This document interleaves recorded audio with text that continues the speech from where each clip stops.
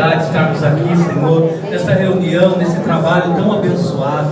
Pedimos, continua derramando a Tua graça, Senhor, falando conosco, nos instruindo, Senhor, nos abençoando, ó Pai. Eu creio que tudo isso, Senhor, é para a Tua glória, ó Pai, em nome do Senhor Jesus. Venha falar conosco, ó Pai. Oh Deus querido, Deus amado, pois tudo, ó Pai, está em Tuas mãos, Senhor. Derrama da Tua graça, Pai, em nome de Jesus. Fala conosco através dos Teus servos. E nós oramos e Te pedimos no nome de Jesus. Amém.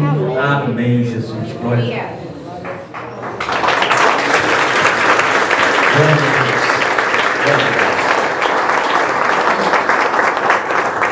A paz do Senhor, irmãos e irmãs. Amém. Que alegria poder retornar nessa noite a essa casa, esse lugar tão abençoado, né?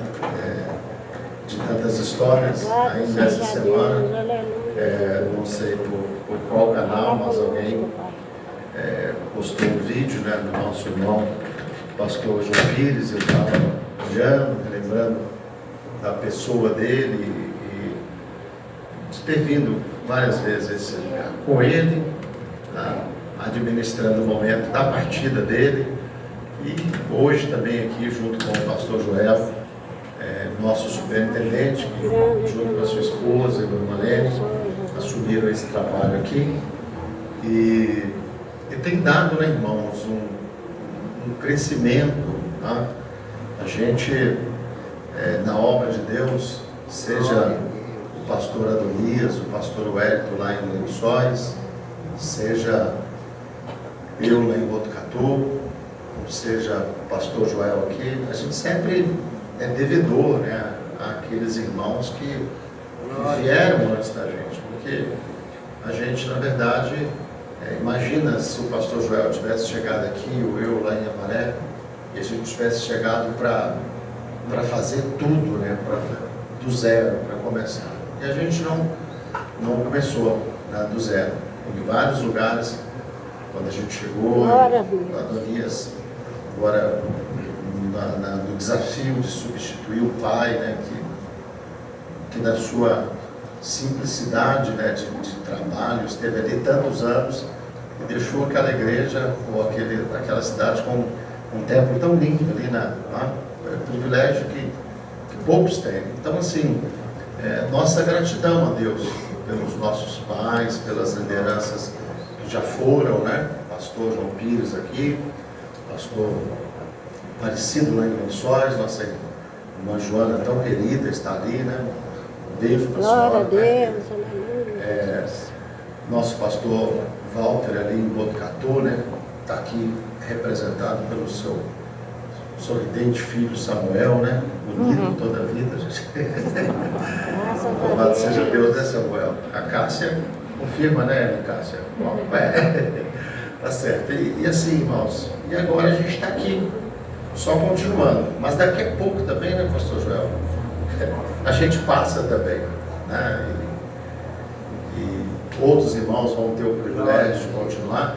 E o desafio da gente é esse, né? O pastor João Pires com certeza entregou melhor do que o que ele pegou, né? O pastor Joel está batalhando para essa melhora, eu estou batalhando ali em Botucatu, e o Adonias está batalhando lá em Lençóis, e depois vai vir os nossos irmãos, e a gente tem que estar fazendo isso, né, irmãos? Sempre colocando a obra nas mãos do Senhor. Louvado seja Deus por tua vida, pastor Joel. Eu quero te saudar e cumprimentar todos os obreiros, irmãos e irmãs aqui, em nome do presidente da nossa comissão, o pastor Luiz, falar da alegria de estarmos aqui nessa noite. Amém? Amém. Os irmãos podem se sentar. Eu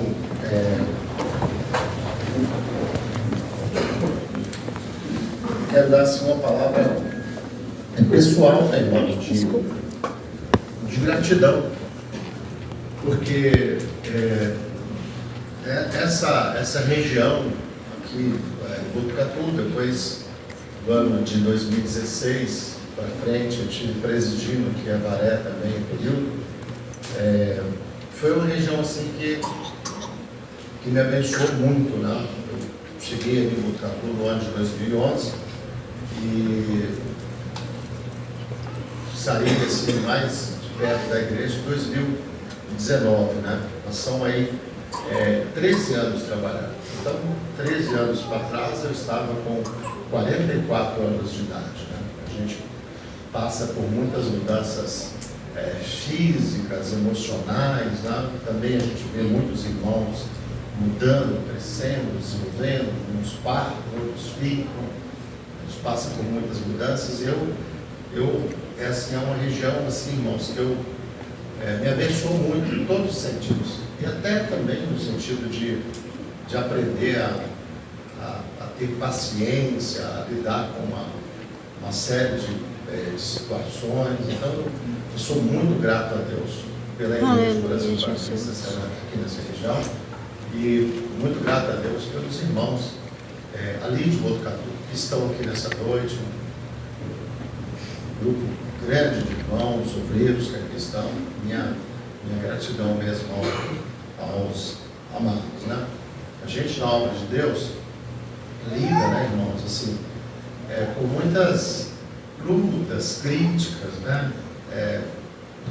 Sabe, assim, quando elas são justas, né? Eu estava até falando esses dias com a diretoria lá de Botucatu, a gente até não se importa, porque às vezes no comportamento, nas ações da gente, você deixa algum espaço para algumas coisas, mas tem horas também que não tem espaço para, às vezes, porque é dito, porque é falado, mas mesmo nisso a gente tem que aprender a procurar crescer, porque fizeram assim com Jesus, fizeram assim com Paulo, e fazem assim nos nossos dias e vão continuar fazendo. Esses dias para trás foi o dia do pastor, né? E no dia do pastor eu compartilhei uma palavra com os irmãos lá na Vila Jaguar, falando sobre um olhar, né, que Deus, imagina, irmãos, o Eterno, né, o Altíssimo, o Criador dos céus e da terra, uma palavra que ele deixou registrada para o seu povo Israel, o seu povo. E o próprio Deus reconhece os malefícios que são causados por uma determinada atitude, comportamento, que muitas vezes os pastores acabam sendo a maior vítima dentro do ambiente todo. Você tem vários comportamentos que acontecem na igreja, mas o pastor é como quem leu? O Hélio, lá, o presbítero Hélio leu, o pastor, ele tem esse desafio, né? Procura apresentar-te a Deus, né, como obreiro aprovado, que não se vergonha. Eu pedi à irmã Thaís para colocar um versículo, não é uma pregação, né? É só um comentário que eu estou fazendo. É esse mesmo, irmãos? Ixi, acho que eu errei, Thaís. Espera aí, deixa eu acertar aqui. Deixa eu acertar aqui pela minha Bíblia aqui. É bem rápido, tá, irmãos? É 19:16, eu confundi, tá? Presbítero, Levítico. Tá ruim hoje, hein?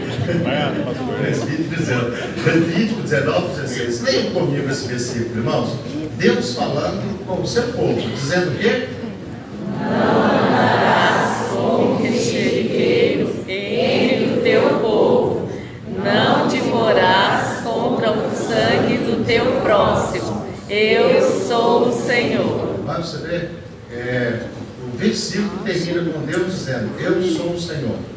E começa com o Senhor dizendo, não andarás como mexeriqueiro entre o teu povo. Depois os irmãos procuram mencionar o que é um mexerico. Jesus. O que é uma conversa fiada, uma conversa mole. Eu estava falando lá, porque assim, tem dois camaradas sentados na poltrona do avião aqui, certo? Eles devem já ter medo de voar. Aí no banco de trás tem uma criança com um avião de brinquedo na mão. E os dois estão o quê? Eles não estão vendo, eles estão olhando para lá. Aí o menino fala com a mãe dele assim, ih mãe, o avião quebrou a asa. Porque o brinquedo que está na mão dele quebrou a asa. Mas os dois não estão vendo E eles, pronto, o avião vai cair. Porque eles se assustam ou se movem por algo que eles não estão vendo. Tá? Então, o mexeriqueiro, ele tem essa habilidade. Ele leva para as pessoas algo que elas não estão vendo. Por exemplo, alguém aqui está vendo o pastor Joel roubar a igreja de Avaré? Mas o mexeriqueiro fala que você está roubando. Fala ou não fala? Fala. E o que ele faz? Ele faz com que a pessoa que não está vendo aquilo, ela imagine que aquilo está acontecendo. Abala a pessoa, agita a pessoa. É raro alguém chegar e falar igual o Fabiano falou aqui. Liguei para o pastor, pedi um dinheiro, o pastor liberou. E outras coisas que a gente faz. Se eu estive com o pastor Paulo Lutero de Mello, ele disse para mim assim: pastor Orlando, se eu fosse divulgar as coisas que eu faço para ajudar o A, o B, o C e o D, eu não teria sossego aqui. Porque é isso. Imagina falar, o pastor lá está ajudando, tal. Pronto, que vai de gente para lá pedir, falar e tal. Mas ele faz como? Silenciosamente. Tá? Há poucos dias atrás, uma tesoureira de uma da nossa igreja chegou: pastor, aquela televisão lá está na igreja e tal. O senhor não apresentou a nota. Aí eu falei: não, irmã, é porque eu dei de oferta. Eu comprei no meu cartão e eu dei de oferta. Eu queria abençoar a igreja e tal. E aí a irmã: puxa, o senhor não falou? Eu falei: pois é, a gente fica com vergonha às vezes de fazer as coisas e ficar falando, né? Eu fiz, eu ajudei. Então eu compartilhei esse versículo no dia, porque assim, até falando com os irmãos aqui, com os obreiros e com os pastores aqui,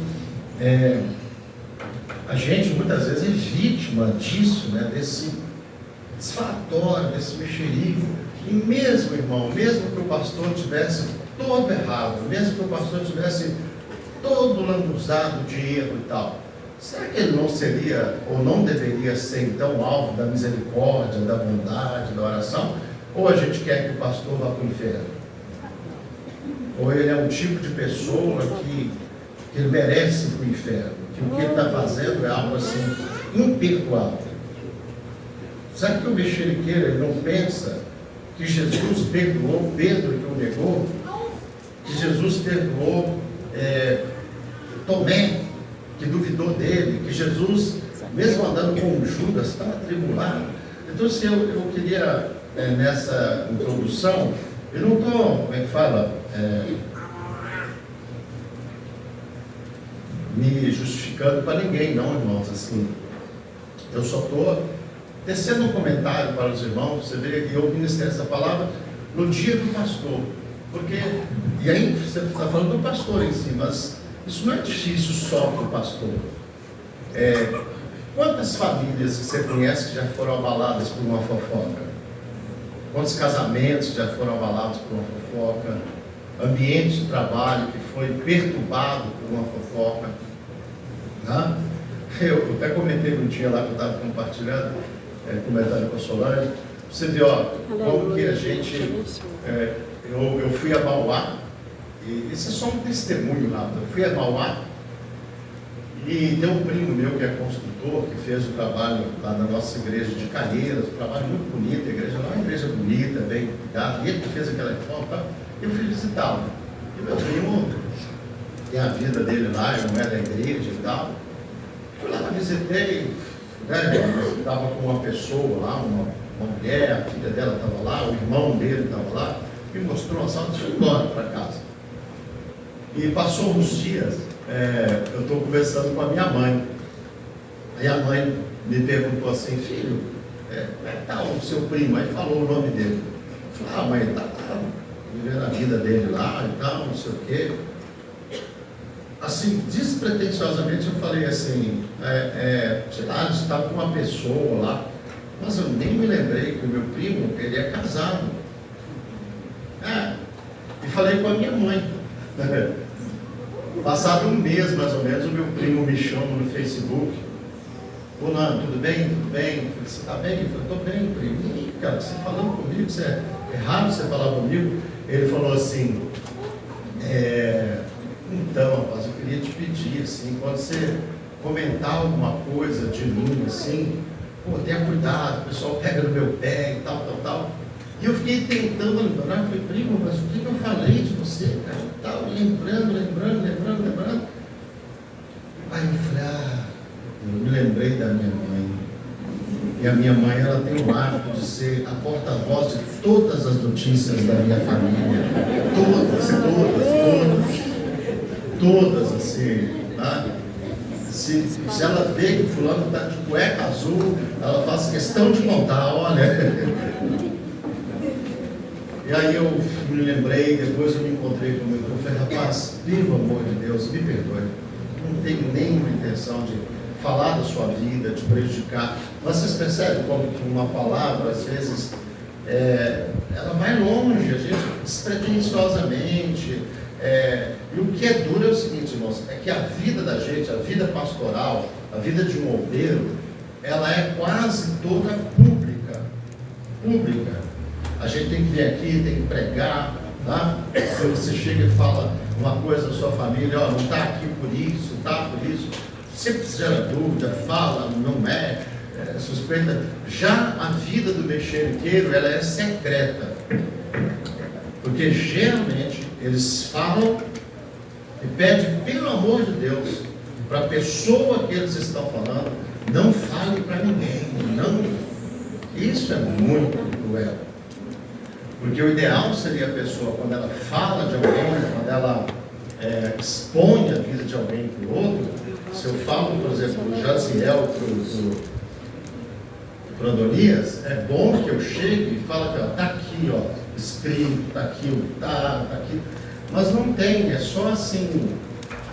Então, isso é muito cruel, irmãos. E é importante nós, e eu chego aqui no fechamento disso aqui, é importante nós cuidarmos, principalmente obreiros, lideranças, igual estão aqui, porque eu imagino o seguinte, irmãos, que tudo de bom que for acontecer no Brasil para Cristo, em Avaré, em Lençóis e em Botucatu, passa pelas mãos que estão aqui nesse ambiente. Passa pelo som da sua voz, passa pelo teu louvor, passa pela tua oferta, passa pela tua mão estendida, passa pela pregação dos que estão aqui, mas nunca vai passar pela vida do mexeriqueiro. Eles não vão contribuir nisso, eles não vão ajudar nisso. Pelo contrário, se eles puderem denegrir, aí eles vão fazer. Né? De repente, fazer com que a pessoa seja arrancada da frente do trabalho, e ela ainda vai se sentir justa, correta, perfeita. Mas assim, não é uma orientação minha, é esse texto bíblico que está dizendo no seu final, eu sou o Senhor. Ele está dizendo, olha, não ande como mexeriqueiro no meio do povo de Deus. Não ande. Não leve adiante essas coisas, né? Lá em Minas Gerais, quando eu era pequeno, eu tinha uma tia que, quando ela queria falar de alguém que estava fofocando, ela dizia assim, esse língua de varrer estrada. Deve ser uma língua grande, língua de varrer estrada, pelo amor. Mas assim, que Deus tenha misericórdia de nós, irmãos. E eu queria encerrar essa saudação, o cumprimento, falando disso. Que eu olho para vocês, irmãos, e eu sei disso. Que tudo de bom que for acontecer nessa região, a grande maioria vai passar pelas mãos e pelos ministérios que estão aqui representados. Nós vimos aqui hoje o IBBC, o FEBRAC, JUBRAC, MINIBRAC, todos os BRACs presentes aqui, os pastores presentes aqui, a editora. Então, assim, as coisas boas, irmãos, elas se reúnem para se orientar, para se organizar e para a gente continuar crescendo para a glória do Senhor nosso Deus. Amém? Então, levante suas mãos assim, olha, que em nome de Jesus, Deus abençoe as suas mãos, Deus abençoe os seus lábios, Deus fortaleça o teu coração e você continue produtivo para a glória do Senhor nosso Deus. Amém? Glória a Jesus, graças a Deus. Deixa eu, muitos dos avisos, irmãos, aqui da nossa convenção, eles já foram passados, né? e não fica assim muita coisa para se falar, né? Na nossa Assembleia agora de número 54, nós tivemos a consagração de 58 novos pastores e foi nos colocado ali pelo nosso presidente um alvo de nos próximos 3 anos nós estávamos alcançando 75 novos municípios com a placa da Igreja Brasil para Cristo. A obra de Deus já está lá, através de outros ministérios, mas a gente gostaria de também estar estabelecendo a nossa igreja lá nessa região. Eu não sei quantas na nossa região, aqui nós temos 6 cidades, né, irmãos, que ainda temos desafio de estabelecer a igreja. Uma eu sei que está do lado da gente lá, que é aquela, como chama, Douglas, lá de... Oi? Não, Mineiros não, lá para lá, do lado de lá de Botucatu, quando a gente sai no sentido Sorocaba, pela frente lá, tem uma cidade aí que eu esqueço, não, calma, Anhembi, vocês que moram na região não sabem, Anhembi, lá não tem da nossa igreja Brasil para Cristo, né? E a gente ali em Botucatu fica desafiado, pastor Joel, porque a gente está mais perto lá, né? Pastor Joel, aqui tem Arandu e Aras, né? E Coronel Macedo, lugares aí, irmãos, para a gente orar, né? E pedir a Deus para estar levantando obreiros, né? Imagina quando chegar no final da gestão, a nossa regional aqui, o pastor Joel chegar lá todo osudo, né, pastor Joel? Falou assim, não tem mais nenhuma, né? Assim, lá na nossa região, completou, tá? Então, desafio para nós aí, desafio que foi colocado pelo nosso presidente, tá? Para esse próximo triênio, né? Os departamentos já estão com todos os seus eventos colocados no agendão. Nós estamos incentivando os irmãos a estar participando. Aqui, irmãos, graças a Deus, nós tivemos vários dias de lá no Pastoreio de Pastores ter 10, 12, 13 irmãos da região aqui participando do Pastoreio de Pastores, e é sempre um momento muito abençoado. O próximo agora vai ser no dia 1/7, já na outra semana já, né? Na 1º de julho, nós vamos estar tendo o Pastoreio de Pastores, tá? A comissão ministerial tem feito um trabalho de incentivo, tá? Para que os irmãos estejam em dia com suas unidades ministeriais, cadastro atualizado. Já foi falado aqui também do projeto Neemias, da oferta missionária nacional, do IBBC. Então, assim, a gente, dos simpósios, missões, acaba que não sobra assim, muitos avisos, né? E a gente fica grato, porque a reunião ela fica bem produtiva assim, né? Os avisos não estão concentrados só numa pessoa.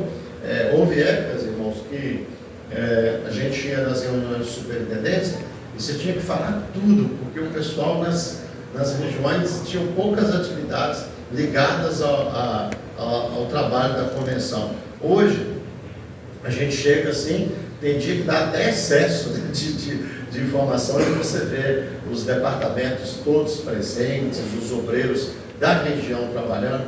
Eu estava falando com o pastor Joel, irmãos, eu fico muito grato aqui pela região, a gente trabalhei aqui, né? Então, quando eu cheguei aqui na região, eu me lembro, assim, vamos pegar um exemplo, né? O pastor Rafael, junto com a Rosana, o pastor Rafael estava aqui representando o pastor Carlos hoje. O Rafael era membro da Igreja Brasil para Cristo, lá na Boa Vista, né? Um membro da igreja lá. Ele é igual aquele menino, o baterista lá, o fortinho lá, que fala: olha, irmãos, o que Deus faz na vida da gente. Antes eu era só membro da igreja, agora eu sou um baterista, né? Você lembra daquele menininho muito engraçado ele falando, né? Então o Rafael, ele cresceu, né? E eu fico olhando o pessoal assim, às vezes eu fico muito grato a Deus, irmãos, porque os pastores às vezes, né, têm assim, dificuldade com o desenvolvimento de obreiros e tal. Eu vejo Fabiano, Samuel e outros obreiros aqui, eu fico muito grato de ter visto crescimento, o desenvolvimento dos nossos irmãos. O Fernando, né, que era um obreiro lá na Mila, ajudava lá, né? E um dia a Mila veio conversar comigo: pastor, estou preocupado com o Fernando, ele está lá, ele gosta de trabalhar, eu não estou tendo muita coisa para ele fazer lá. E naqueles dias eu estava pensando no meu coração de direcionar o Fernando para um trabalho, né? Falei: Mila, a gente pode então desenvolver um trabalho com ele? Ela falou: pastor, para mim está na benção. E o Fernando foi lá para a Vila Maria e está lá até hoje, né? Servindo a Deus, caminhando. De vez em quando a gente briga, mas eu já falei com ele, falei: Fernando, a gente é mineiro, a gente se entende, ninguém entra na briga da gente, não, depois a gente se resolve. Mas, assim, assim, irmãos, vocês podem ter certeza de uma coisa: nossa região, nossa, né? Eu estou representando a convenção e falo a nossa região, né? Mas, assim, a nossa região, irmãos, das regiões da Igreja Brasil para Cristo, vocês podem ter certeza, essa região aqui é uma região crescente, que está desenvolvendo, e eu tenho certeza, ela vai crescer muito mais para a glória do Senhor. Muito mais para a glória do Senhor nosso Deus. Amém? Amém. E eu queria falar um pouquinho com os irmãos também sobre um momento que a nossa igreja está vivendo. Não a nossa igreja aqui, mas a Bíblia Sagrada, ela diz que nós nos alegramos com os que se alegram e nós choramos com os que choram. Então, desde o comecinho de maio, né, que a gente, final de abril, começo de maio, a gente tem escutado o drama que os nossos irmãos lá do Rio Grande do Sul estão passando com enchentes, irmãos, terríveis lá naquele estado. Essa semana eu fiz uma maratona assim difícil, junto com 3 pastores, né? Pegamos um carro aqui, fomos até lá e ficamos lá um dia junto com os irmãos. Voltamos no outro dia, depois do almoço, quinta de madrugada, 6 da manhã, eu estava chegando em casa. E assim, irmãos, os nossos irmãos ali estão passando por um momento difícil. Se você olhar, se você for nos bairros bons e olhar, você vai falar: não está acontecendo nada aqui não. Mas quando você vai para uma região da cidade que foi atingida efetivamente, eu vou preparar um vídeo, depois eu vou mandar para o pastor Joel, para os irmãos aqui, para os irmãos verem o estado que ficou aquele lado da cidade de Canoas, na cidade que eu fui, chamado Matias Velho, né? Hoje nós temos uma igreja muito bonita, do pastor Roberto Machado, a regional dali, e uma igreja, irmãos, que ficou aproximadamente 20 dias debaixo de 5 metros de água. Mas não é só a igreja não, todas as casas daquela região e todos os comércios. Você vai andando na rua assim, parece que você está participando de um cenário de filme Walking Dead, ou daquele lugar onde caiu uma bomba. Todos os irmãos sabem assim, eu tive uma infância muito pobre, irmãos, muito simples. E você sabe que para a gente jogar um colchão fora, né, ele tem que estar muito estragado. Né, porque lá em casa eu lembro que os colchão da gente, o cachorro tinha mordido ele, estava faltando um pedaço. O cachorro subiu na cama e arrancou um pedaço do colchão, a gente punha pano dentro e deitava em cima assim mesmo, tá? E lá você vê assim na rua, só, todas as casas, aqueles colchão novinho. O que aconteceu? Ficou vários dias debaixo da água, tudo jogado fora, sofá, cama. A maioria das casas que eu passei lá nesses dias é o pessoal com VAP na mão, lavando muro, lavando calçada, cheiro ruim. Atrás do lugar onde a nossa igreja recebeu a faculdade, doou uma espécie de um ginásio para que os irmãos fizessem um centro de distribuição ali, tinha um lugar, o pastor falou assim: pastor Orlando, era um barulho assim, difícil de se aguentar. Tinha 2.600 cachorros aqui, que foram resgatados das enchentes, o pessoal foi trazendo e colocando aqui, e os donos não vieram buscar, e depois a prefeitura teve que levar tudo embora. Então os irmãos estão vivendo um momento assim difícil, irmãos. O comércio foi afetado, empresas enormes ficaram debaixo d'água. Hoje mesmo eu estava lendo uma reportagem que um supermercado, no afã de querer voltar a funcionar, foi autuado porque estava vendendo alimento que estava no meio da enchente, dos dias, enfim, momento difícil. E a nossa obra aqui em São Paulo e no Brasil se organizou para ajudar os nossos irmãos. Na primeira semana, o pastor Paulo coordenou no rádio, eu estive junto lá com ele, estivemos conversando com o pastor Bergamin e fizemos uma campanha. Na primeira semana foi ajuntado 239 mil, que é assim, não, bem pouco diante das necessidades daqueles irmãos. Da nossa igreja, cadastrada, tem 320 famílias, ou que perderam tudo, 10 dessas perderam até a casa, tá? 320 famílias, ou que perderam tudo, todos os móveis. Tem casa lá que irmão saiu de casa e ele escolheu para salvar o carro que tinha seguro, que não tinha seguro, porque o outro não dava tempo. Não é uma questão que foi chovendo e a água foi subindo. Um dique da cidade, a cidade fica abaixo desse dique, um dique enorme, antigo de terra, feito na década de 50, né? Ele rompeu e aquela água toda desceu e inundou. É como se você enchesse uma bacia com água e ficou ali. Né? Então, assim, nesse primeiro momento, nós arrecadamos 4 carretas de alimento e 239 mil. Foi enviado. Aí nós tivemos uma reunião, o nosso presidente disse assim, olha, nós precisamos de uma ação imediata. Foi feito um pedido para todas as regiões, que, sem falar com a membresia da igreja, no caixa da igreja, a gente preparasse uma oferta e enviasse. Graças a Deus, irmãos, essa oferta, juntando as ofertas do Brasil, aqui de São Paulo, deu 720 mil reais. Já levou um alívio para os irmãos ali, né? Graças a Deus, né? Glória a Deus. Levou um alívio, mas num total, assim, hoje eles precisariam, irmãos, para que as famílias recebessem uma condição básica de recomeçar, eles precisariam de em torno de 3 milhões de reais. Então, no mês de julho, enfim, mês de julho, mês de agosto e mês de setembro, os pastores aqui, o pastor Joel aqui, o pastor Danias lá em Avaré, vai estar fazendo um pedido para os irmãos. Que os irmãos, de alguma maneira, separe lá 10 reais, 20 reais, 100 reais, o que você puder, e dê uma oferta para nós estarmos enviando para esses irmãos. O que nós tivemos como fazer, de forma geral, pelo rádio nós fizemos, depois fizemos com o caixa da igreja, e hoje há um pedido assim, para que os irmãos participem. Então, no mês de julho, no mês de agosto e no mês de setembro. O projeto se chama Recomeço, porque assim, tem pessoas que vão ser ajudadas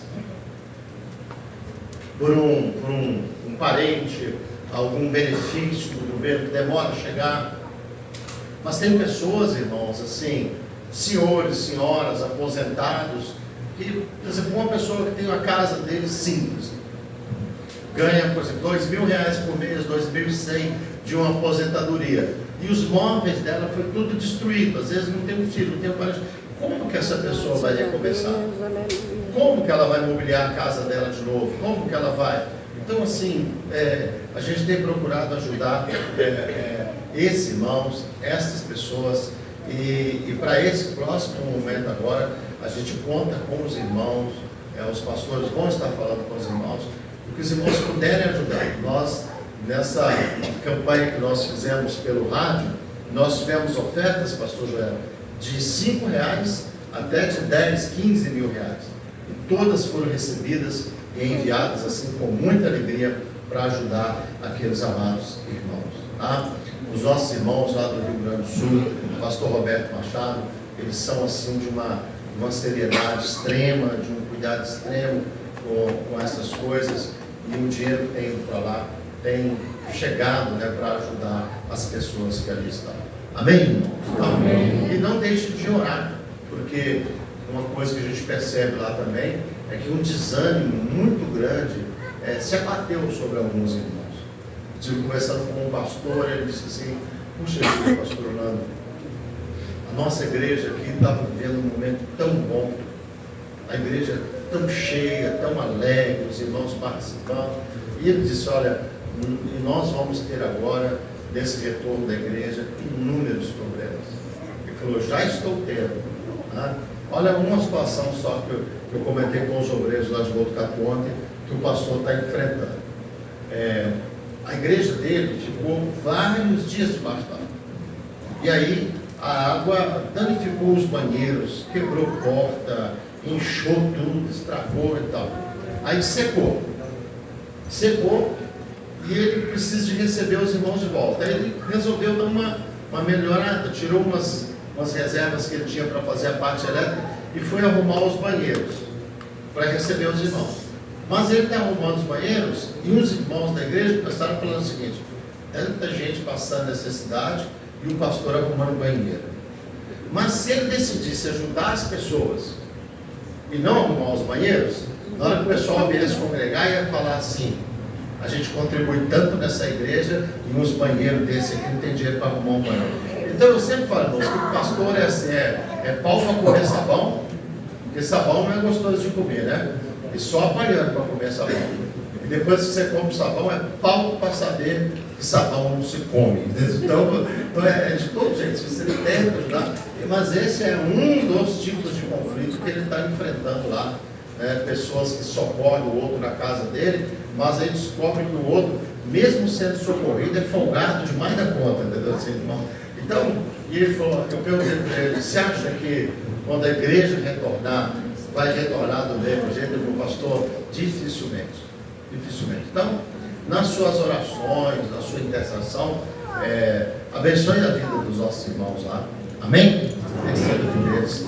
Também, irmão, só um pedido de oração. Os irmãos oraram aqui, o pastor Daniel orou no começo pela vida do pastor Emerson, mas o pastor Emerson, na noite de ontem, irmãos, ele teve um infarto, né? Assim, o Emerson é um camarada novo, né? Tem uns 47 anos de idade, passou por esse momento difícil, está na UTI, lá no Hospital Paulo Sacramento, em Jundiaí, ou aguardando uma vaga para a UTI. Olhem pela vida dele, tá bom? Pela vida da Simone. Não se esqueça de colocar ele diante de Deus. Amém, meus irmãos? Amém. Queria te convidar para alguns minutos. Nós abrimos a Bíblia no livro do profeta Zacarias, no capítulo de número 3. É um texto bem conhecido da palavra de Deus. O livro do profeta Zacarias, capítulo de número 3.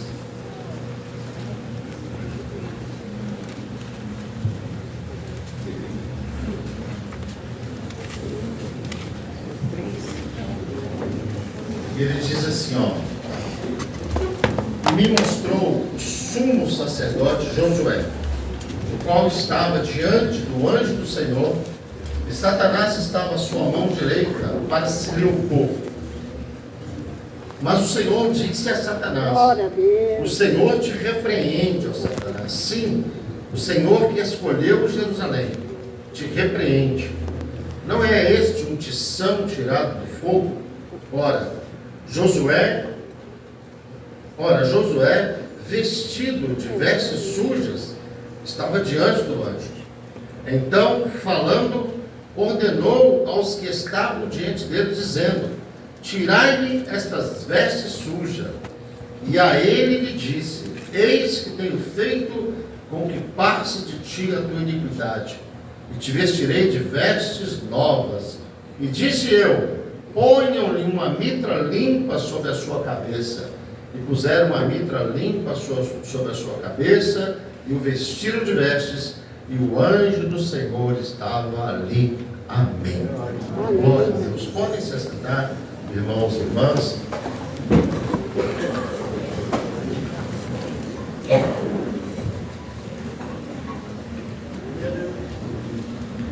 Eu não vou, irmãos, demorar assim muito na explicação do contexto, né, do entorno dessa palavra, dessa visão, mas Tem vários homens na Bíblia, Ageu, Zacarias, Malaquias, Zorobabel, Josué, que aqui está, que não é o Josué lá que andava com Moisés, lá, é um outro Josué, um sumo sacerdote. Mas você tem vários outros que são citados ainda de maneira, se você voltar lá, mas antes você tem Esdras, você tem Neemias, e outras tantas pessoas que trabalharam junto com eles. A gente sempre fala isso, né, irmãos? Às vezes você pega Orlando, Luiz Benjamin, Joel, é um nome. É um nome de uma pessoa que às vezes Deus escolheu para estar aqui frente. Mas a obra de Deus ela é feita a várias mãos. A várias mãos. Então, não tem um camarada que ele vai fazer a obra de Deus sozinho. E esse sumo sacerdote, ele é uma pessoa que está envolvida nessa obra. Que obra? A obra de restauração, a obra de recomeço, de reconstrução.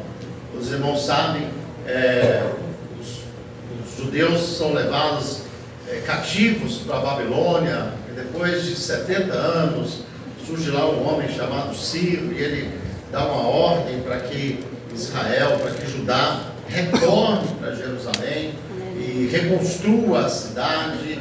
E os irmãos veem lá no livro de Neemias, no livro de Esdras, como que essa reconstrução é difícil, ela é complicada, como que tinha, igual a gente vê lá no sul, né, sujeira, coisas que precisam ser jogadas fora, uma série de situação, muros para ser reconstruído, o povo que agora está misturado com outras nações, portas para serem refeitas, um templo para ser restaurado, culto para ser restaurado. Os irmãos sabem disso que fazer obras é difícil. Todo mundo fala isso, né? Que fazer reforma é difícil demais, assim, tudo.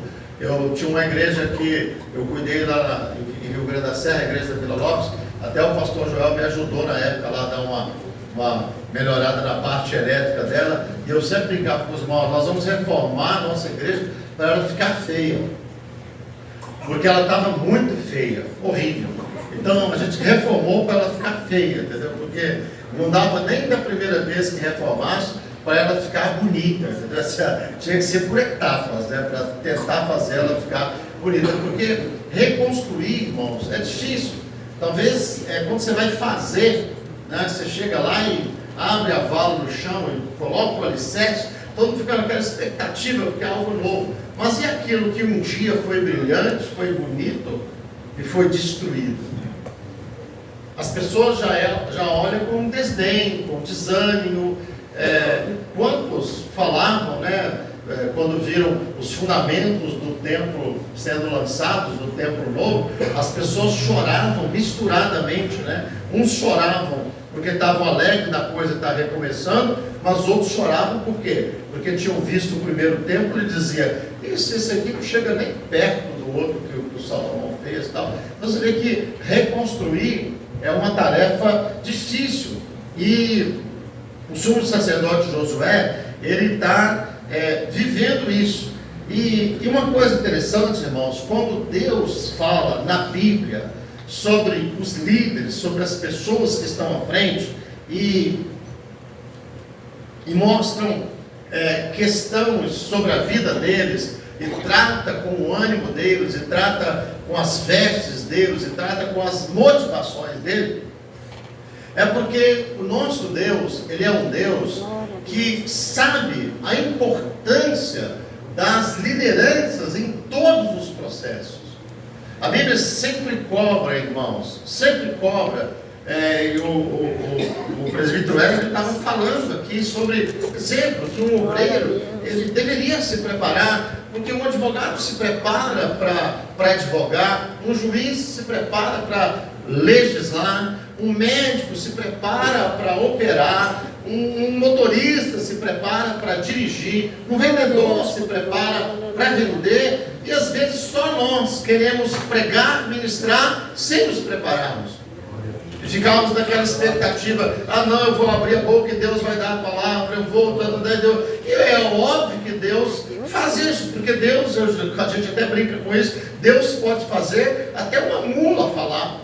Mas não é a metodologia que Deus estabeleceu. Deus, Ele gosta que os seus líderes sejam dedicados, se apliquem, se organizem, se cuidem para fazer o trabalho. Deus, Ele sempre reconhece o papel dos líderes, seja no processo de construir, seja no processo de reconstruir. Você pode reparar, irmãos, todas as pessoas que estão dentro da igreja, que a vida delas foi curada, foi abençoada, foi fortalecida, eles passaram pelo ministério de alguém, pela mão de alguém. Lá em Botucatu, quando eu cheguei, que a gente às vezes ia em alguns lugares, quantas pessoas davam testemunho? Olha, o pastor Walter foi uma bênção por isso. Olha, o pastor Walter foi uma bênção por isso. Você chega aqui em Avaré, há pessoas que falavam, pastor João Pires me abençoou. Em Lençóis a mesma coisa. E outras épocas da igreja, quando eu cheguei, por exemplo, em Rio Grande da Serra, eu não era da Assembleia, mas eu ouvia várias pessoas falando do pastor Sartori, do pastor Sartori, do pastor Sartori. Você percebe o seguinte, que nos processos de reconstrução, de restauração, de bênção, sempre vai ter um líder presente ali, sempre vai ter uma pessoa que Deus levantou, uma pessoa que Deus deu notoriedade para o nome dela, que Deus dotou ela de capacitações, e essa pessoa, ela vai estar sendo direcionada por Deus para fazer o trabalho, para desenvolver o trabalho. Então o Josué, Zorobabel, Ageu, Zacarias, Malaquias, são homens que estão nesse processo. Eles estão tentando reconstruir, restaurar. E aí nós percebemos o seguinte, irmãos, toda pessoa, toda que tenta fazer alguma coisa para Deus, que tenta reconstruir, que tenta restaurar, você vai ver pela Bíblia inteira, pela palavra de Deus inteira, e ver nos dias da gente também, que essas pessoas, elas enfrentam oposições, enfrentam dificuldades. Não é muito normal quando você está tentando fazer a obra de Deus, que as pessoas, em todos os lugares que a gente vai, elas estendam tapetes vermelhos para a gente e digam, olha, entra, faz a obra e tal. Às vezes a gente chega num lugar e você convive o tempo todo com a desconfiança das pessoas, com um ponto de interrogação, e às vezes, por mais que as pessoas vejam coisas acontecendo, elas estão sempre te mantendo sob suspeita, olhando para você às vezes com o olhar torto. Tem gente, irmãos, assim, que eu sei que na minha vida tem isso, eu sei que na sua vida tem isso, eu sei que na vida de todos aqui está isso. Tem gente que ela está há anos esperando você fracassar, ela está há anos esperando você dar o escândalo que ela espera que você vai dar, para ela dizer, eu sabia, eu tinha certeza. Você pode ter certeza que nesses anos todos, ela não fez nenhum jejum por você, ela não se consagrou um dia por você, ela não clamou um dia por você, mas todos os dias ela desejou que você fracasse, para ela dizer, olha, eu sabia, são as oposições, são as dificuldades que a gente enfrenta. E é bom a gente sempre deixar claro para todo opositor, e não é o meu caso, só estou orientando os obreiros aqui nessa noite, mas estou dizendo para os irmãos, que olhando para cima, todo opositor e perturbador da obra de Deus, ele encontra um parceiro, que é Satanás. Satanás sempre gosta dos opositores, porque ele está aqui, nesse processo de reconstrução, ele está para ajudar? Não, o texto diz que ele está para se opor. Mas também é bom os obreiros que estão aqui saberem disso. Se você está trabalhando, se você está lutando, se você está se esforçando, toda vez que você olhar para cima, também você vai ter um parceiro. E esse parceiro é o Deus Todo-Poderoso. É a obra dele, a causa é dele, o reino é dele. O reino não é meu, o reino não tem o nome de Jaziel, o reino não é nosso, o reino não é da Ufebrac, não é da Umasbrac, não é da Minibrac, o reino é de Deus, o reino é do Senhor, o reino é do Todo-Poderoso. E quem trabalha com o Senhor, quando olha para cima, tem o melhor parceiro possível, o Deus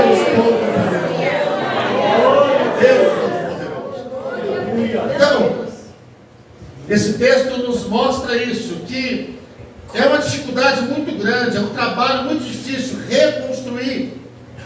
E nessa reconstrução, nós temos essas batalhas que são físicas, como Neemias, que nesse trabalho dele aqui tinha dificuldades, pessoas se levantando, falando coisas e tal.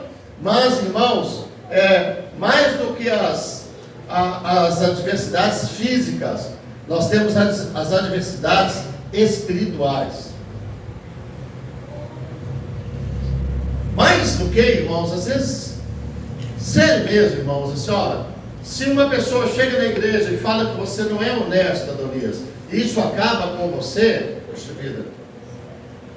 A Bíblia fala isso. Se você é um obreiro e vai ler bem a Bíblia, você vai perceber o seguinte: rapaz, se você já está desanimado com quem anda a pé, e na hora que chegar aos que correm de cavalo, como é que você... Deus. Às vezes uma pessoa simples, que nem é da igreja, falou alguma coisa lá, e você chorou, desanimou. E a hora que começar as pressões grandes mesmo? Porque os irmãos sabem que afora, e todos os obreiros que estão aqui sabem disso, afora as lutas que a gente enfrenta com outra pessoa, você tem também aquelas coisas da mente da gente, do coração da gente, que a Bíblia chama de dardos inflamados do maligno. Graças a Deus. E, irmãos, se olha para as Escrituras, não tem. O trabalho do inimigo é roubar, fazer o quê? Matar e destruir. Ele não vai fazer outra coisa. Roubar, matar, destruir. Roubar, matar, destruir. Ele é aquele, né, que a gente aprende lá nos livros antigos, lá da teologia, né? É aquele que bate na porta da frente. Aí você abre a porta e erra. E aí ele corre lá na porta de trás. Você abre a porta e ele: você errou, hein? Deus maravilhoso. Deus não te quer mais. Santo é teu nome. Você não presta mais. Você não serve mais. E quantas pessoas que nesse jogo de roubo, de morte, de destruição do maligno, se tornaram pessoas improdutivas, pararam de trabalhar. Eu conheço pessoas que, por mais que você fale com ela sobre a graça de Deus, sobre a bondade de Deus, sobre o perdão de Deus, elas preferem continuar vivendo debaixo da acusação de Satanás. E dizem: eu não posso, eu não consigo, Deus não vai me perdoar, Deus não vai me ajudar. Né? E a gente repara isso, porque é do trabalho dele. Faz parte dessa batalha espiritual que a gente enfrenta. Faz parte disso aqui, irmãos. Coisas que eu não vejo, que você não vê.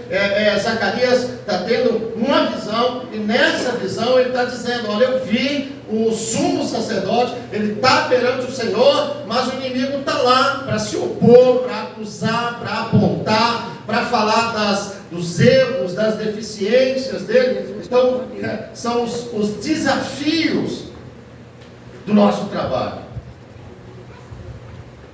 E aqui a gente percebe o seguinte, que o sumo sacerdote, ele é identificado como alguém que está com as suas vestes sujas. Eu estava lendo sobre isso, o pessoal, os comentaristas, bons comentaristas da Bíblia, citam que talvez o sumo sacerdote Josué é aquele camarada que está vindo de um convívio com o mundo pagão. Talvez ele traga coisas no seu coração, critérios de organização, de cuidado, que não é o que Deus quer. E por isso ele precisa de passar por uma mudança de vestes. Porque às vezes nós, como obreiros, irmãos, trabalhamos na igreja usando critérios que não são necessariamente critérios aprovados pelo Senhor nosso Deus. Cuidado, sabe, preocupações. Uma vez um pastor disse para mim assim: olha, sabe, eu tenho que agradar aquela família lá, porque você sabe, eles são uma família influente na igreja. Eu fiquei pensando: mas que critério é esse? Agradar uma família porque aquela família é uma família influente na igreja. Fiquei pensando, como funciona isso? E essas, na verdade, né, além de erros, efetivamente, essas, na verdade, são vestes sujas. Aleluia, Jesus. Você percebe que em toda a vestimenta que o sacerdote usava, desde do que ele levava na testa e a roupa que ele usava, elas eram roupas simbólicas que falavam muito mais sobre um revestimento divino que um obreiro precisa ter do que usar os critérios lá que o mundo usa. E talvez as vestes Glória a Deus. que esse restaurador estava precisando de trocar eram essas vestes. Mas de qualquer forma, a gente percebe o seguinte, que para trabalhar para Deus, a gente tem a dificuldade do trabalho, a gente tem a oposição do maligno e a gente tem a dificuldade das roupas da gente. Os critérios que a gente está usando, a palavra que a gente está usando, a metodologia que a gente está usando, se nós estamos autorizados. E é interessante que a ordem vai ser essa, olha, tira dele essas roupas e coloca nele as roupas certas. Porque para trabalhar para Deus, né, irmãos, a gente não pode trabalhar com qualquer ferramenta. A gente não pode trabalhar com qualquer metodologia. É um dos poucos lugares onde se trabalha que tem pessoas que falam assim, né? O fim justifica os meios.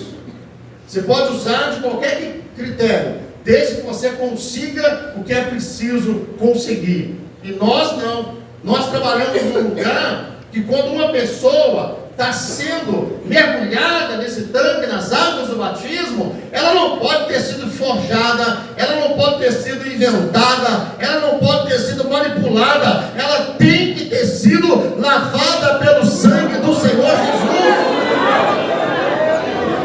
Ela tem que ter nascido de novo, ela tem que ter experimentado uma nova vida, o gosto de céu tem que estar na boca dela, a mente dela tem que ser uma mente diferente, porque senão nós estamos batizando um número, não estamos batizando um salvo. E a vontade de Deus não é que a gente fique batizando número e colocando número dentro da igreja. A vontade de Deus é que toda pessoa que a gente batiza, Daniel, quando a gente estiver batizando ela aqui, ela também seja com o seu nome escrito lá no livro da vida do Cordeiro de Deus. Você vê que é um trabalho difícil. É um trabalho difícil. E nesse texto também, a gente tem coisas importantes para pensar aqui. Eu já estou caminhando para o fim, irmãos. Uma coisa que eu fiquei olhando nesse texto aqui é o seguinte, é que o inimigo, ele não é o gestor das decisões finais. Ele está lá para se opor. Ele está lá para acusar. Ele está lá para apontar, como sempre esteve na Bíblia. Fica imaginando, irmãos, a frustração do inimigo, quando lá no Éden, ele percebe, consegui. O Adão pecou, a Eva pecou, Deus veio falar com eles, e eles estão escondidos. Quebrei o relacionamento, afastei pessoas dele. E se Deus, irmãos, baixa a cabeça e diz, é verdade, já era, ele conseguiu, ficaria claro que ele é o gestor das decisões finais. Mas ele não é o gestor das decisões finais. Há um Deus assentado no trono, há um Senhor que governa sobre todas as coisas. Deus chega no Éden e diz, olha, você errou, com você vai acontecer isso, você errou, com você vai acontecer isso, você errou, com você acontecer isso, e eu vou trabalhar, e eu vou levantar da descendência da mulher alguém que vai te ferir, alguém que vai te trazer prejuízo. E todas as vezes que ele aparece nas escrituras, ele aparece fazendo, acusando, tentando roubar, tentando matar, tentando destruir, mas Deus sempre aparece como aquele que se interpõe e diz, ele não é o gestor, ele não está no controle, ele não determina o meu fim, ele não determina o teu fim. Quem determina o meu fim, quem determina o teu fim é o Deus Todo-Poderoso, é o Senhor. Ele não rouba, ele não mata, ele não destrói,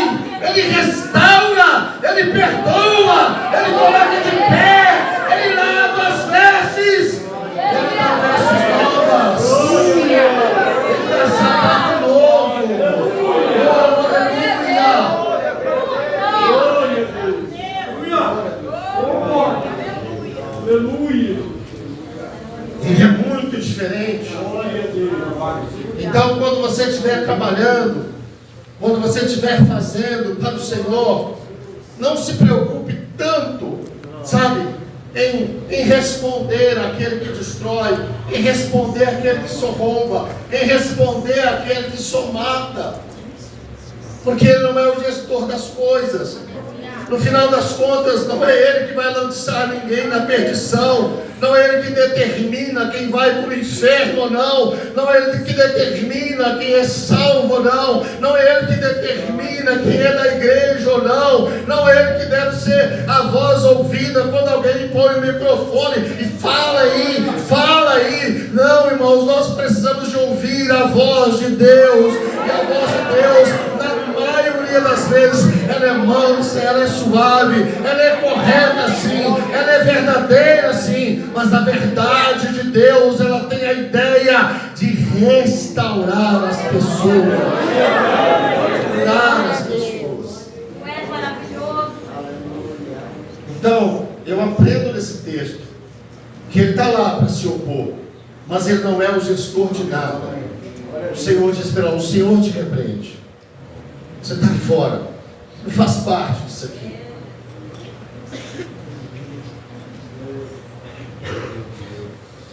Vocês viram lá, o inimigo tenta de todas as maneiras destruir a vida de Jó, acabar com a vida de Jó, destruir a história de Jó. Deus maravilhoso, aleluia. Mas no final de tudo, Jó não está lá lamentando dele. Jó está dizendo o seguinte: Senhor, bem sei eu que tudo pode ser. É o Senhor que é o gerente da minha vida. Não são as aflições que gerem a minha vida, não é a perda dos meus filhos que gerem a minha vida, não são os recursos que eu perdi que gerem a minha vida. Quem gere a minha vida é o Senhor. O Senhor pode todas as coisas. Esse é o gestor da minha vida. Então, leve isso no seu coração nessa noite. Se você puder, diga assim comigo: o inimigo não é o gestor da minha vida. O gestor da minha vida é aquele que me comprou. Jesus Cristo. Glória a Deus.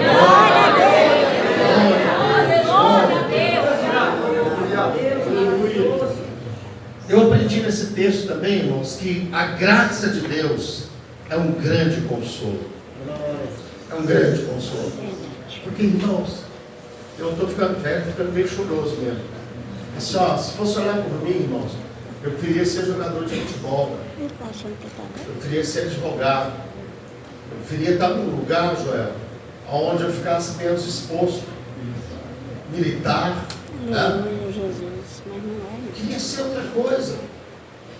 Eu amo ver vídeo na internet, do pessoal marchando enfileirado, e eu olho para a minha vida e falo: rapaz, em 1993 eu fiz prova na Polícia Militar, e eu passei, eu estava caminhando bem, e eu poderia já estar aposentado, sem ninguém falar que eu estou roubando, eu entrei lá. Pelo contrário, se falasse que eu estava roubando, eu prendia. Ser tratado na cidade como tenente, não sei o que e tal. Um belo dia lá no seminário, um rapaz todo atrapalhado que tinha lá, que estudava junto com a gente, eu comentei com ele: rapaz, como que é o teste psicotécnico, tal. Ele disse para mim: rapaz, por que você está fazendo? Eu estou entrando na polícia militar. Rapaz, você vai entrar na polícia, um camarada igual você, capaz. Todo mundo aqui nessa classe sabe que você vai ser pastor, e você vai gastar a sua vida na polícia. E eu fiquei impactado por aquilo que ele falou. Eu falei: meu Deus, assim, se a gente fosse escolher, você escolheria outra coisa para fazer. Outra coisa, outra atividade para você estar nela, que não fosse passível assim de... E olha, irmãos, falando sério, na época, quando eu era mais novo, até para namorar era difícil. Eu comentei com a Solange uma vez, tinha uma menina lá na igreja chamada, não vou falar o nome dela, mas era uma menina bonita. E a gente conversava, e um dia eu fui levar ela em casa, e ela disse assim para mim: assim, Orlando, você é uma pessoa legal, eu até gosto de você, mas você vai ser pastor. E eu não quero ser esposa de pastor de jeito nenhum. Mas eu não quero também que você deixe de fazer as coisas que você gosta para namorar comigo. Porque é notório o tanto que você gosta de pregar, de ministrar. Então você vai ficar infeliz se você largar a mão das suas coisas. E eu falei, muito obrigado, Deus abençoe. E fui embora. Então, e tudo isso, obreiro e obreira, seu trabalho é difícil. Você vai ter vários opositores, não tem jeito, faz parte. Tem opositor no mundo espiritual, tem opositor no mundo físico. Mas a graça de Deus é um consolo. Glória a Deus. Muitos momentos, quando você vai orar, que você está abatido, que você fala assim, não, essa semana eu vou largar a mão, que é isso? Aí você vai orar e você percebe, né? Aquela graça toma conta do seu coração, da sua vida. Aí você começa a lembrar que se de um lado tem gente que fala, tem outro que chega assim, pastor, olha, eu conto com você, eu estou junto com você, pastor, você me abençoou aquele dia. Já teve gente que tem gente que torce para a gente fracassar, irmãos. Já teve gente que chegou para mim, pastor, pelo amor de Deus, não pisa na bola não, que a gente está pendurado no Senhor aí, tá? Glória a Deus. E você vê que é assim mesmo, irmão. Se eu desanimo, se vocês se desanimam, se a gente para, como que a gente vai ter um privilégio, por exemplo, de estar aqui com a palavra ministrando para esses irmãos todos? Então não dá para a gente parar por causa do inimigo, não dá para a gente parar por causa das oposições. A gente tem que continuar indo e se consolando na graça de Deus. E como que a graça de Deus se manifesta? A graça de Deus se manifesta assim, ó. Fica calado você. Por que eu tenho que ficar calado? Porque Deus escolheu ele. É a resposta que Deus dá aqui, não é essa? E é engraçado isso, que eu me consolo nisso, porque não é uma escolha, porque se você reparar, irmãos, quantas cidades que existem no mundo que são mais bonitas do que Jerusalém? Mas o texto diz aqui, mas ele escolheu Jerusalém. A graça de Deus é assim. A graça de Deus é assim. De repente tem um tanto de gente, Joel, que é bem melhor do que você. Mas Deus escolheu você. Aleluia. Deus escolheu você. E isso consola a gente. E o Senhor ainda fala assim, né? Do esforço que Ele faz pra gente, pela gente. Não é esse um tição tirado do fogo? Deus fala, rapaz, eu já coloquei no fogo para esse camarada. Já tirei ele de aflições, de lutas, de batalha. Você acha que agora Deus vai pegar a gente e entregar de graça para o inimigo, Marcos? E falar assim, ó, destrói ele, acaba com ele. Jesus é o nosso bom pastor, presente aqui nesse texto. Ele vai dizer lá no Novo Testamento o seguinte, ó, as minhas ovelhas são minhas, elas estão nas minhas mãos. E ninguém as arrebata das minhas mãos. Glória a Deus. Então você pertence a Ele. Por isso que eu disse agora em atrás que a nossa vida não é gerida pelo inimigo, a nossa vida é gerida pela graça do Senhor nosso Deus, e é por causa da graça de Deus que nós estamos de pé. Glória a Deus. Por causa da graça de Deus. Então, a graça de Deus, ela é um imenso consolo para cada um de nós. Amém? A graça de Deus é um consolo. É o Senhor que diz, olha, tire as vestes sujas, coloque vestes novas.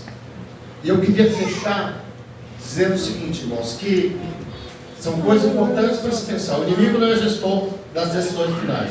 A graça de Deus é um grande consolo.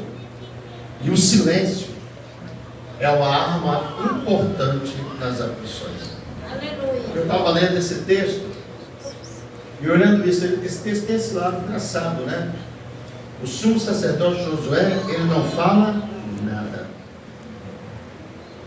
Eu estava pensando sobre esse texto, pensando assim, meu Deus, tem horas que a melhor ação para o obreiro, para a obreira, é não falar Nada. Até porque, irmãos, Se falar alguma coisa fosse ajudar contra o diabo ou contra o opositor, talvez a gente tivesse alguma esperança, mas não adianta. Não adianta você falar nada contra alguém que só quer roubar, matar, destruir. Não adianta você falar nada contra alguém que se propôs a se opor. Então é confiar na graça de Deus e ficar quieto. E ficar calado. E eu tenho aprendido assim, irmãos. Quanto mais quieto e calado a gente fica, mais a graça de Deus opera. Mais a graça de Deus opera. Mais a unção do Senhor é derramada, o trabalho flui. Então, assim, olha, o apóstolo Paulo falava muito isso no Novo Testamento. Olha, vocês querem me julgar? Na verdade, nem eu mesmo me julgo. Nem eu mesmo fico me avaliando. Porque, na verdade, quem vai julgar todas as coisas é o Senhor nosso Deus. Ele que vai julgar tudo, vai julgar todo mundo. E bem disse o pastor Joel aqui, lendo o texto bíblico no começo dessa reunião. É ele que vai pegar as obras de todo mundo e jogar no fogo. E quem tiver feito obra de feno, de palha, de madeira, vai se revelar com o jeito de Deus julgar as coisas. Então, o melhor caminho para mim e para você nessa noite é nós nos silenciarmos diante de algumas coisas e esperar na operação da graça do Senhor. E a gente tem cantado muito aí, não tem? Te amo, Deus, tua graça nunca falha, todos os dias eu estou em tuas mãos. Vamos colocar de pé? Desde quando eu me levanto até me deitar, eu cantarei da bondade de Deus. És fiel em todo tempo, em todo tempo tu és tão bom.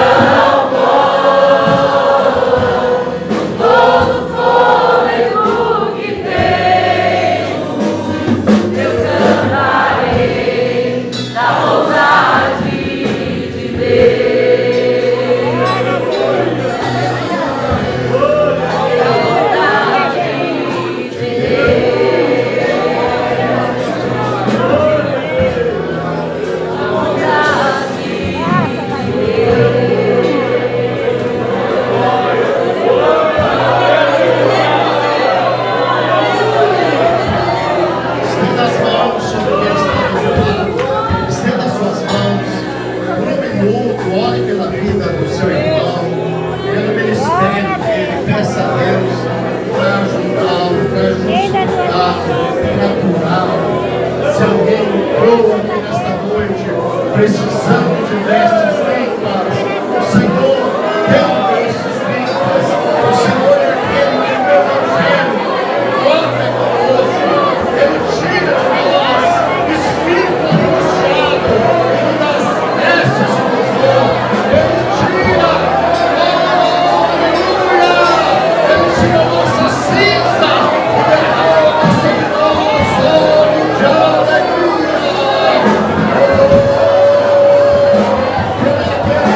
Pedras preciosas para conquistar a tua vida. Ele tem poder, ele tem vestes novas, ele tem todo para o ministério. Receba, receba novas palavras que o livro tem para a tua vida, mas as palavras de Deus.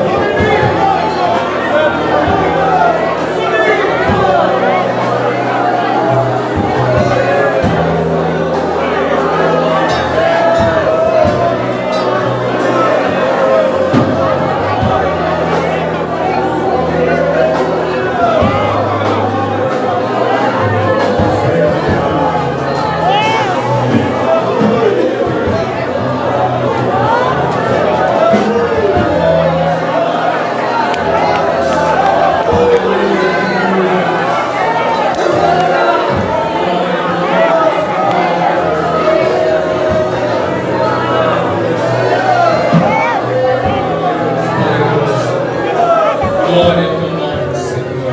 Aleluia. Louvado seja Deus. Se Deus é por nós, quem será contra nós? Se Deus é por nós, quem será contra nós? Aleluia. Louvado seja Deus.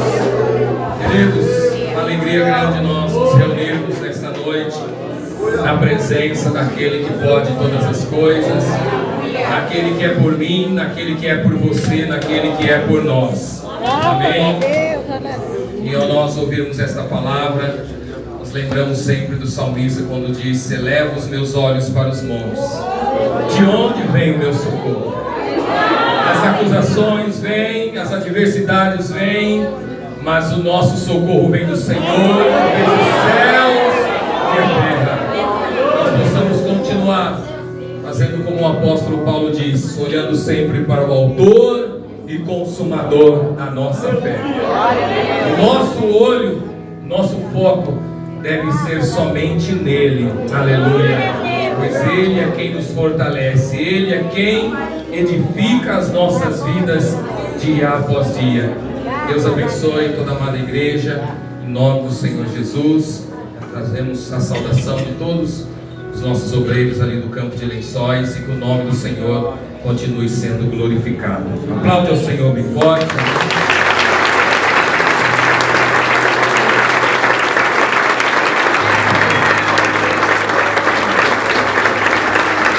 Glória a Deus.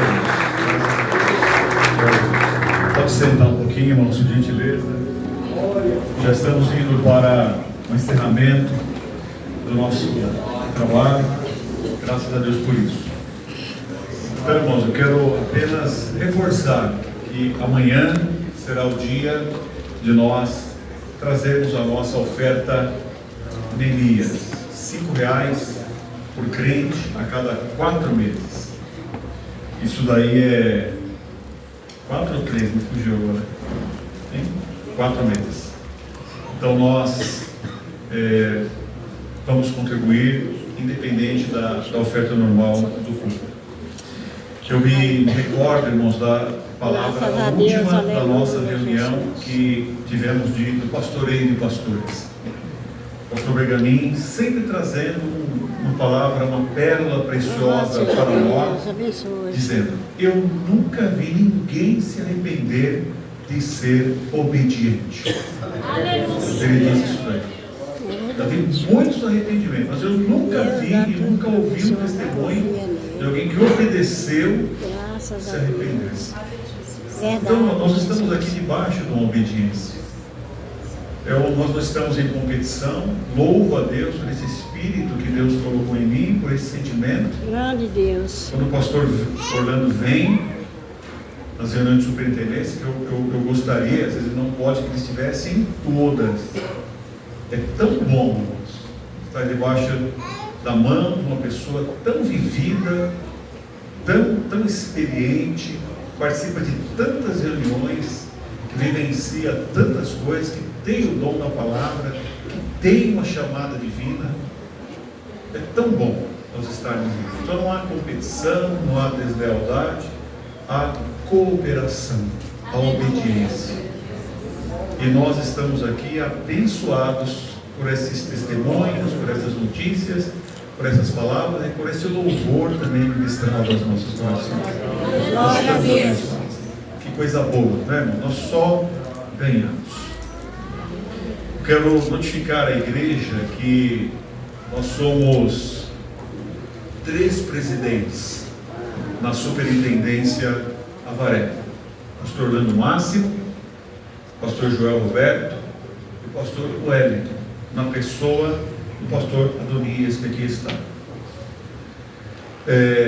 Mas, querendo Deus, irmãos, na próxima reunião de superintendência, nós teremos 4 pastores presidentes. Graças a Deus. Numa decisão colegiada, visando a paz e o bem-estar da igreja, o crescimento da igreja, a decisão colegiada, que já é desde a época do pastor João Pires, já se cogitava isso, junto com o pastor Orlando Máximo. Nós teremos a regional Taquarituba, que será junto com a cidade de Itaguaí. Então, próximo sábado, dia 29, na cidade de Itaquarituba, o edital está ali no quadro de aviso, conforme o nosso estatuto.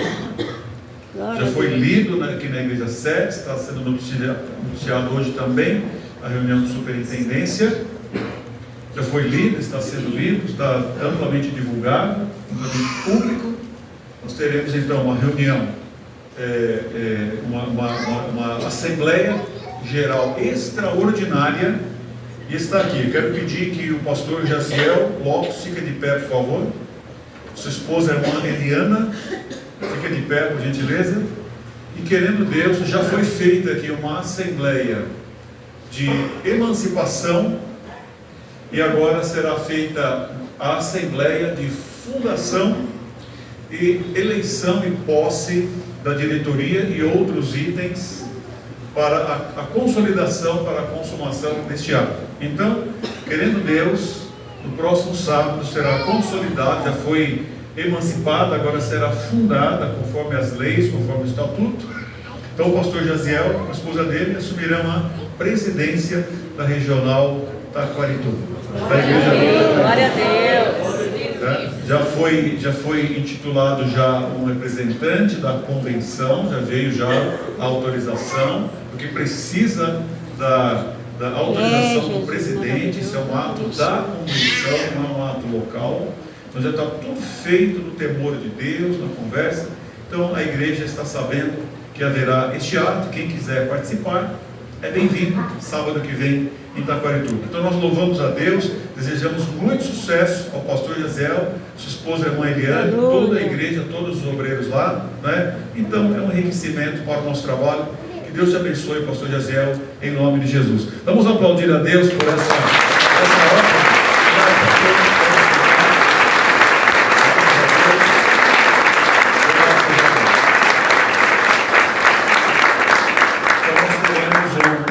A mais, um presidente a mais, que já, né, pastor Orlando já é antigo, já esse projeto, desde a época do pastor João Pires, né, já se falava a respeito disso daí.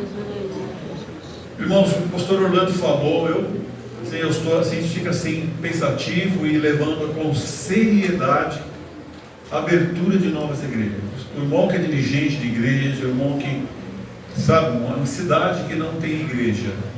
Às vezes Deus não vai usar o presidente, não vai usar aquele irmão conhecido, às vezes Ele vai te usar para uma família, para um salão, para uma casa, um desviado, um novo convertido. Às vezes Ele vai te usar para abrir um Brasil para Cristo, onde não tem Brasil para Cristo. Iaras, Arandu, Coronel Macedo, e Anhembi e outras cidades que eu não estou recordando o nome aqui agora, mas isso chegará ao seu ouvido. E esse é um trabalho da igreja, é o desejo do nosso presidente levar o Brasil para Cristo, e nosso também, aonde não tem o Brasil para Cristo. Ore por isso, participe por isso. Nós estamos empenhados, nosso coração está junto com o pastor, com o coração do nosso presidente. Nós queremos estar juntos e atender de todo o nosso coração. A próxima reunião a reunião de superintendência, irmãos, dia 28 de setembro. 28 de setembro. Será realizado em Botucatu. E nós cedemos o espaço da reunião de superintendência para a Secretaria de Missões, para o seminário da Missão Desafio, que o pastor Orlando realiza já há vários anos. Então não há problema nenhum, pelo contrário, isso é uma solução, isso é uma bênção.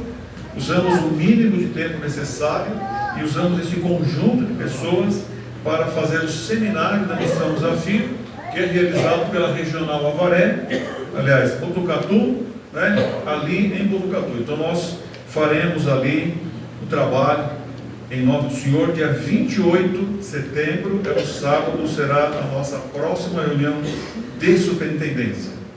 E a última também será em Botucatu, onde haverá a consagração dos oficiais, presbíteros e evangelistas, conforme o pastor Gustavo já notificou. Então as próximas duas reuniões de superintendência serão na cidade de Botucatu. Eu louvo muito a Deus por cada irmão, por cada irmã, por cada pastor, das 3 regionais, cada dirigente, cada obreiro, se esforçou para que esse trabalho importante acontecesse aqui nesta noite. Quero agradecer a Deus pela equipe que organizou todo o trabalho, bastante coisas são realizadas, os lanches que os irmãos receberão agora, todas as atividades, né? Muito boa a equipe que nós temos aqui nesta regional, nesta igreja sede, nesse campo de Avaré. Graças a Deus por isso, eu louvo a Deus por isso. O pastor Gustavo, ele é ligeiro, ele tem uma conversa assim bem macia, mas, pastor Gustavo, aqui já tem 7 anos que eu estou passando óleo nesse povo aqui, ó. Não vai prender eles na mão assim, porque eles vão escapar da sua mão assim, ó. Pode ter certeza. Eles são um peixe ensaboado assim, ó. Não vai ser tão fácil o irmão pegar eles, não. Pode. Tá bom? Então, ele já viu, já se apaixonou. As outras equipes também são boas, mas ele se apaixonou por essa aqui também, não é, pastor Gustavo? Né? Então, Deus abençoe. Tá bem, irmãos? Graças a Deus por isso. Então, nós vamos fazer o encerramento. Foram dados os avisos. Agradecemos a Deus por todas estas vitórias alcançadas. Mas, irmãos, nós vamos ainda, eu não sei se o pastor Orlando Tem mais alguma coisa, pastor Leandro? Alguns obreiros querem se manifestar? Quem quer dizer mais alguma coisa? Está faltando alguma coisa? Os auxiliares? Então já estão dando 10 para as 10, nós vamos encerrar, tá bom?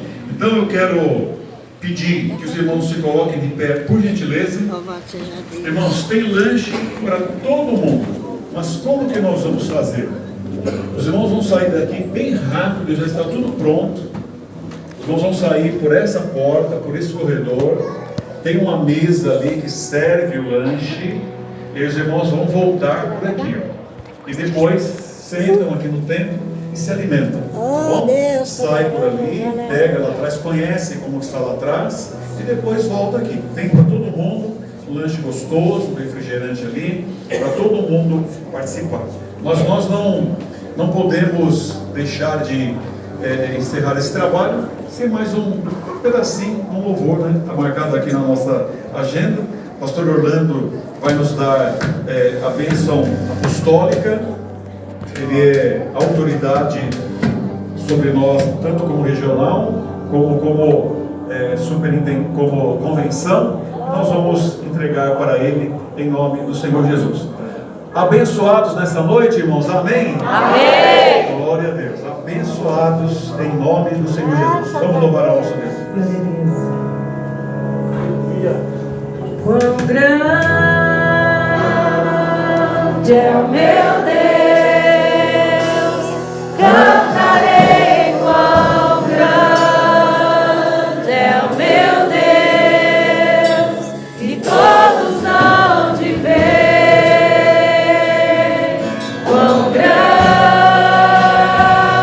é o meu Deus.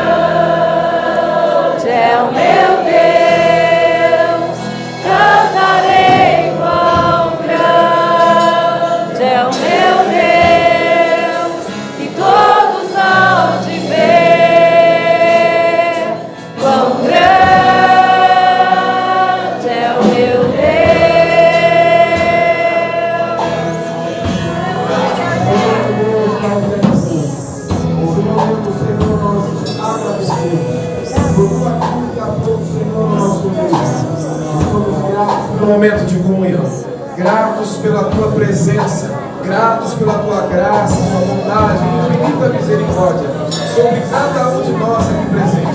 Gratos, Senhor Deus, meu Pai, pela nossa liderança, pela nossa membresia, pela tua amada igreja nessa noite. Assim, Senhor, nós pedimos que o Senhor leve-nos em segurança na maneira que o Senhor nos trouxe, nos guardando e nos livrando de todo mal. Que a tua boa mão de graça, misericórdia e poder esteja sobre as nossas vidas todos os dias, aonde nós estivermos. Em nome do Pai, do Filho e do Espírito Santo de Deus. Amém.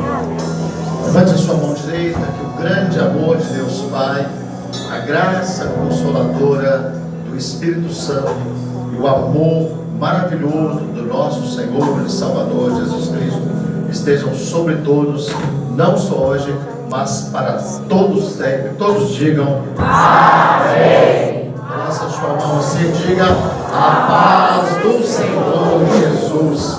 Não saia sem abraçar carinhosamente. Uma volta.